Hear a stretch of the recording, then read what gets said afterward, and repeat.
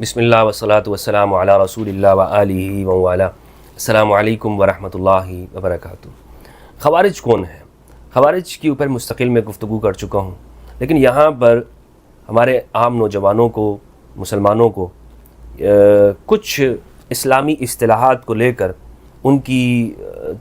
کے ذہن کو خراب کیا جاتا ہے، اور یہ کہا جاتا ہے کہ چونکہ یہاں پر کفریہ نظام ہے اور اس لیے اس کے خلاف خروج کرنا چاہیے۔ چند چیزیں ہیں، یہ سمجھنا ہمارے نوجوانوں کو بہت ضروری ہے۔ آج کل اسلام کے نام پر مسلمانوں کو مارا جا رہا ہے، اور یہ بہت بڑی ایک یوں سمجھنا چاہیے کہ ایک خرابی ہے کہ جو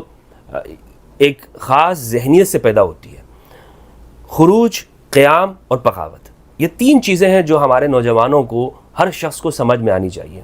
مثلا یہ خوارج بھی استدلال اس سے کرتے ہیں، حالانکہ یہ ناسبی ہیں، اہل البیت کا بغض رکھتے ہیں، لیکن یہ استدلال کرتے ہیں کہ دیکھیں امام حسین نے یزید وقت، جو اپنے زمانے میں یزید تھا، اس کے خلاف خروج کیا اور آپ نے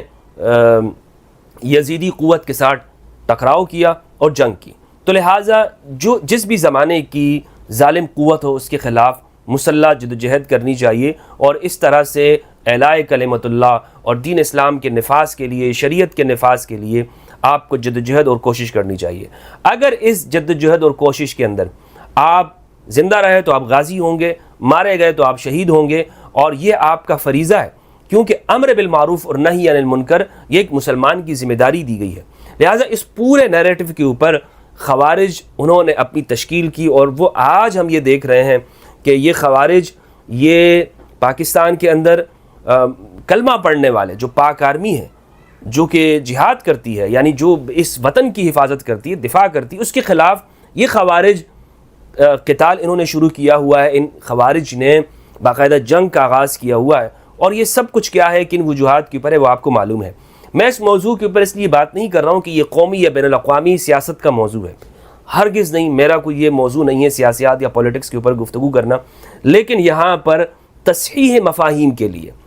یعنی اصطلاحات جنہیں اپنے مقاصد کے لیے غلط طور پر یوز کیا جاتا ہے، ان کی صحت کے لیے ان کی کریکشن میں کرنا چاہتا ہوں کہ بھائی اس کو جو آپ استعمال کر رہے ہیں اپنے مفادات کے لیے، یہ بالکل غلط ہے، اور اصل حقیقت کیا ہے۔ تو میں یہ سمجھانا چاہتا ہوں، عرض کرنا چاہتا ہوں کہ ایک ہے خروج، ایک ہے قیام اور ایک ہے بغاوت۔ خروج کیا ہے؟ خروج یہ ہوتا ہے، خروج کو سمجھنے سے پہلے خوارج، ان کا آپ کو علم ہونا چاہیے۔ امام علی علیہ السلام کے خلاف مختلف لوگ سامنے آئے، اور ایک ان میں سے گروہ ہے خوارج کا۔ خوارج انہوں نے امام علی کی تکفیر کی، یعنی انہوں نے کہا کہ امام علی علیہ باللہ، جو کہ کل ایمان ہیں، جن سے جو رسول اللہ صلی اللہ علیہ وآلہ وسلم نے محبت کو ایمان کا معیار قرار دیا ہے، اور امام علی وہ ذات ہیں کہ جو رسول اللہ صلی اللہ علیہ وآلہ وسلم نے ان کی محبت کو معیار قرار دیا ہے۔ ایک مومن کی پہچان علی سے محبت کرنا ہے،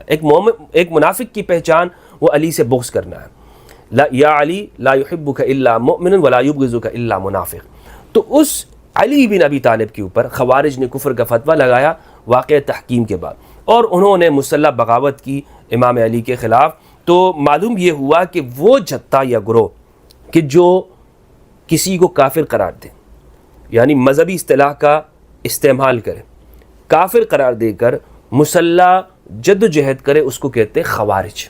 یہ ہمیں امام علی علیہ السلام کی بائیوگرافی جب ہم پڑھتے ہیں تو ہمیں خوارج وہاں سامنے نظر آتے ہیں، اور ان کی تاریخ، ان کی ذہنیت، ان کی نفسیات، وہ ساری ہمارے سامنے آ جاتی ہیں۔ اور انہی خوارج میں سے ایک شخص جو بہت بڑا قاری تھا، بہت بڑا قاری، جو وہاں پر لوگوں کو پڑھایا کرتا تھا، بصرہ میں تعلیم دیا کرتا تھا، عبد الرحمن ابن ملجم لعنتی، اس نے امام علی علیہ السلام کو شہید کیا، عبد الرحمن ابن ملجم المرادی، اور وہ اس پہ بڑا فخر کرتا تھا، اور اس نے کہا کہ میں یہ کام کروں گا، اس کے لیے اس نے باقاعدہ پلاننگ کی۔ تو آپ یہ دیکھیں کہ خوارج وہ ہیں کہ جنہوں نے امام علی پر کفر کا فتویٰ بھی لگایا اپنے ذہن میں کہ علیہ باللہ یہ اسلام سے نکل چکے ہیں، اور آپ کو شہید بھی کیا۔ تو علی بن ابی طالب کی زندگی سے ہمیں یہ بات معلوم ہوئی،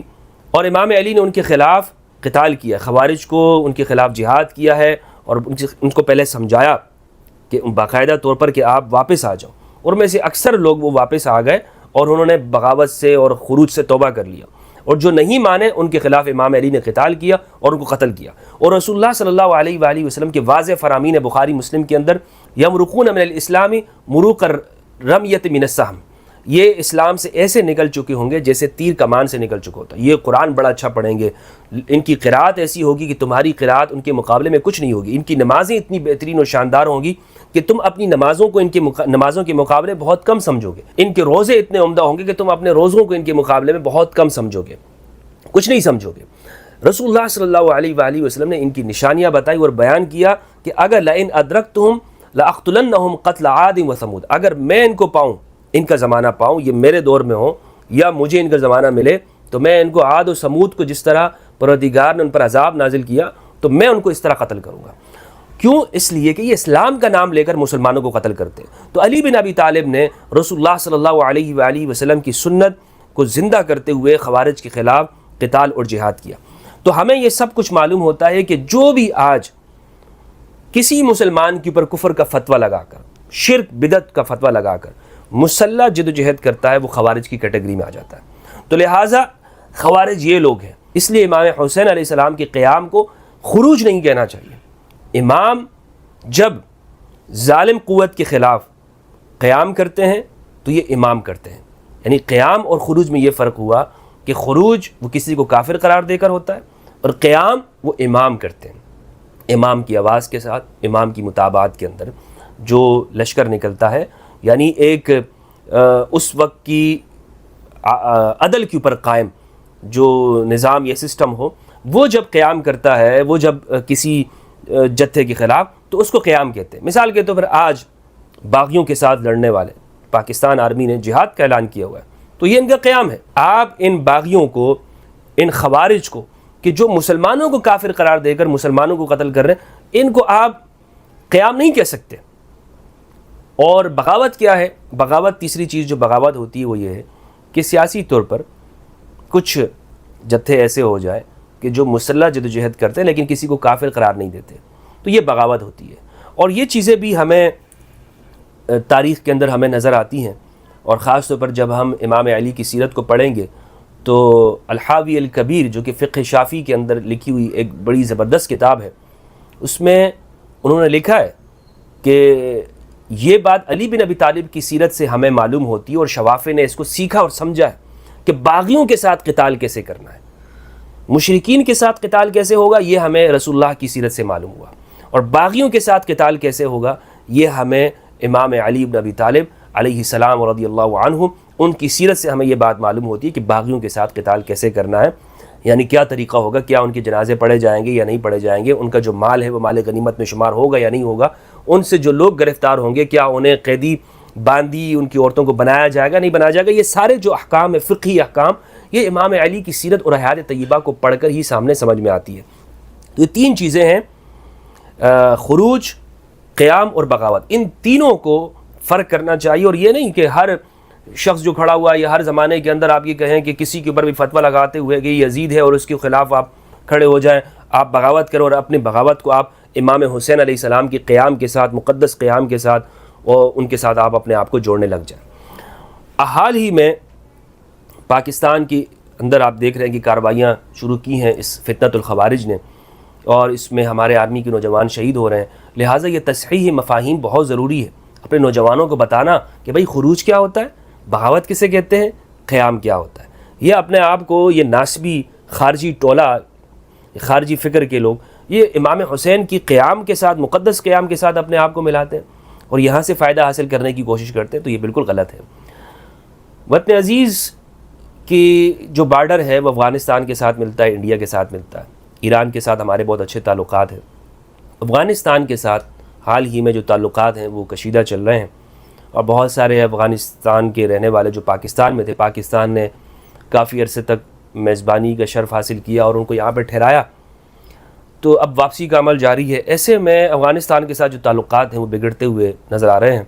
اور پاکستان نے بہت یہ کوشش کی کہ افغانستان کی جو نئے آنے والی انتظامیہ ہے ان تک یہ بات پہنچائے کہ ایک بہترین پڑوسی وہ ہوتا ہے کہ جو اپنے پڑوسی کہ جس کے ایذا سے اس کا پڑوسی محفوظ رہے، اور اسی پڑوسی کے رسول اللہ صلی اللہ علیہ وآلہ وسلم نے تعریف کی اور اسلام پسند کرتا ہے۔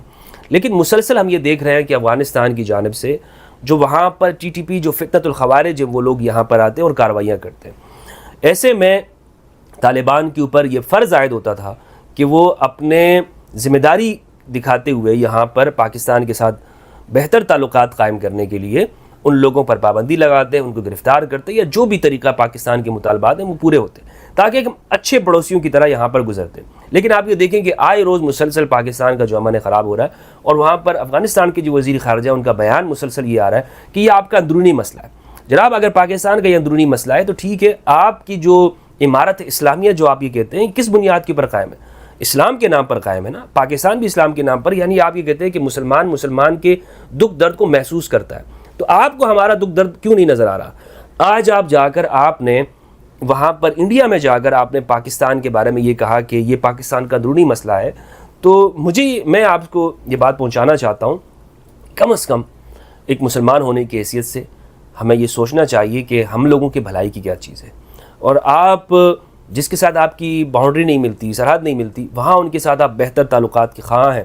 لیکن پاکستان کے بارے میں آپ یہ سوچ نہیں رکھتے۔ اگر آپ پاکستان کے بارے میں سوچ رکھتے، مخلص ہوتے، تو ہرگز آپ وہ غلطی نہ دہراتے جو آپ نے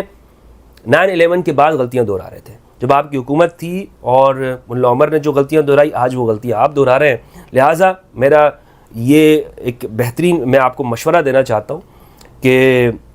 وہی سوچیں کہ جو آپ کے حق میں بہتر اور جو ایک پڑوسی کے لیے بہتر ہوتا ہے۔ پڑوسی کے بارے میں وہی سوچنا چاہیے جو آپ اپنے فائدے کے لیے سوچنا چاہتے ہیں۔